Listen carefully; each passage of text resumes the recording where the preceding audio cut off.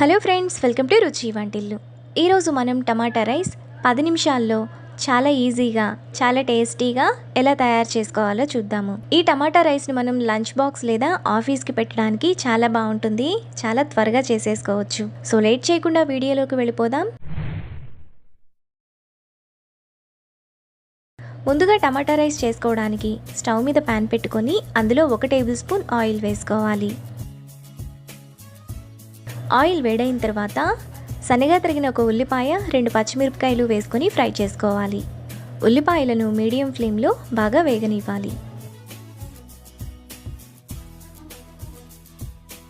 ఉల్లిపాయలు ఈ విధంగా వేగాక అందులో 1/2 టీ స్పూన్ అల్లం వెల్లుల్లి పేస్ట్, 3 టమాటాలను మిక్సీ జార్లోకి వేసుకొని ఇలా ప్యూరీలా చేసి వేసుకోవాలి. ఇప్పుడు టేస్ట్కి తగినంత ఉప్పు, 1 టీ స్పూన్ కారం, 1 teaspoon garam masala, 1 teaspoon ధనియాల పొడి, చిటికెడు పసుపు, కొద్దిగా కరివేపాకు వేసుకొని మీడియం ఫ్లేమ్లో టమాటాలోని వాటర్ అంతా ఎగిరిపోయి ఆయిల్ అంతా సైడ్స్కి వచ్చేంత వరకు హై ఫ్లేమ్లో కలుపుకోవాలి.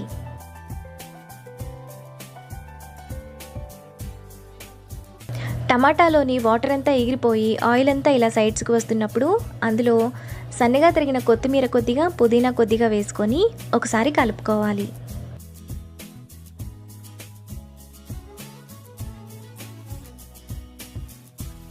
ఇలా కలుపుకున్న తర్వాత అందులో 2 కప్పులు ఉడికించిన రైస్ను వేసుకోవాలి. ఇప్పుడు రైస్ను మీడియం ఫ్లేమ్లో మసాలా అంతా పట్టేలా బాగా కలుపుకోవాలి.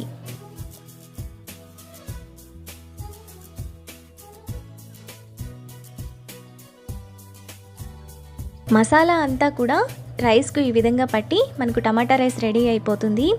ఇప్పుడు ఈ రైస్ను లంచ్ బాక్స్లో కానీ ఆఫీస్కి కానీ పెట్టచ్చు. వేడివేడిగా సర్వ్ చేసుకుంటే ఇంకా బాగుంటుంది.